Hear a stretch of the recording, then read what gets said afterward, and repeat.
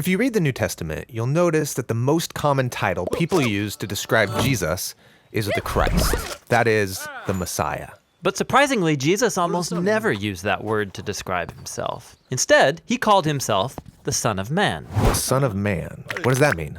Well, the phrase comes from an important chapter in the book of Daniel in the Old Testament. Daniel was an Israelite prisoner of war who was forced to live in the empire of Babylon and work for the prideful, violent king who destroyed his home. That sounds horrible. And while he was living and working in Babylon, Daniel had this crazy prophetic dream. You ready for it? I'm ready. He saw 4 beasts crawling out of a dark sea, hybrid monster-like animals, each scarier than the one before. And the 4th beast is so mutant, there's nothing to compare it to. And it's violent, leaving death and destruction in its wake. What in the world is this about? Well, he's told that these beasts symbolize violent, prideful kings and their empires. Oh, like the one Daniel's enslaved to. Yeah, and these creatures might seem random to you, but these images are developing an important biblical theme.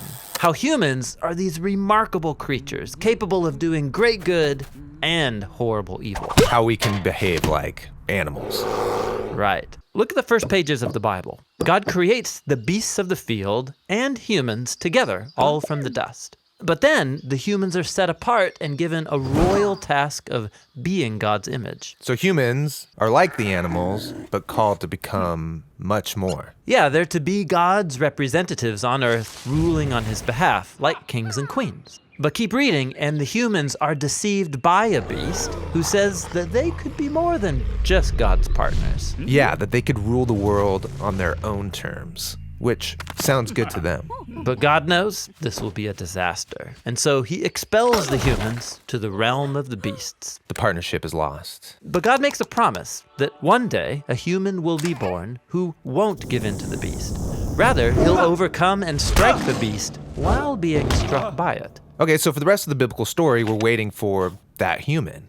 But instead, in story after story, we find people acting like beasts. Yeah, like in the next story about Cain, who's jealous and angry at his brother Abel. God warns Cain that he's facing a beastly urge called sin, a dark, mysterious kind of evil that consumes humans. But God says that Cain can rule the beast if he chooses. But he doesn't rule the beast.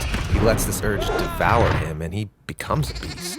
And then after this, Cain's children spread their animal-like violence, and it leads to the founding of a whole civilization known for its beastly pride, the city of Babylon. Okay, Babylon. So fast forward, this is where Daniel is enslaved, having this bizarro dream. Exactly. Now, watch what happens next in Daniel's dream. He sees into God's throne room where a court is set up, and God condemns the beast to destruction. That's great. And then Daniel sees that there's actually more than one divine throne. Oh, right, the throne that humanity left behind. Right. There hasn't been a human who's able to overcome the beast and rule alongside God until now. Daniel sees a figure called the Son of Man, which means a human. And he rides on a cloud up into God's presence and then sits down on the divine throne to rule the world. The partnership's renewed. Yes, and even more. All humanity worships and serves this Son of Man alongside God. Oh,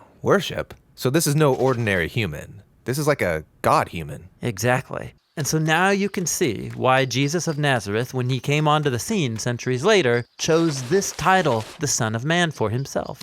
He was claiming to be that truly human one on a mission to confront the beast. He was tempted to seize power on the beast's terms. But unlike every human before him, Jesus resisted the urge. And then he went about banishing the beast from people's lives, and he was teaching people how to rule the beast instead of being ruled by it. Okay, so how do you rule the beast? Well, Jesus did it by giving up his life. Wait, rule the beast by dying? Yes. When Jesus was on trial in a human courtroom and being condemned to death, he said, "From this moment on, you will see the Son of Man sitting at God's right hand and coming on the clouds." But this is the moment he's about to die. Exactly. From one perspective, the cross looks like a beastly torture device, but Jesus viewed it as his throne. And on this throne, he exposed the subhuman nature of our evil by letting it do its worst, and then he overcame it with his divine life and love. Jesus' execution was his exaltation. So Jesus is the first human to overcome the beast. And as a result, he can partner with God to rule the world. And so now, Jesus is summoning a new humanity into existence, one that can overcome the beast in the same paradoxical way. To rule the beast by dying. And then by discovering that Jesus' life and power can become our life and power. So we can rule the world as God's partners, but Jesus style, in the power of service, humility, and self-giving love.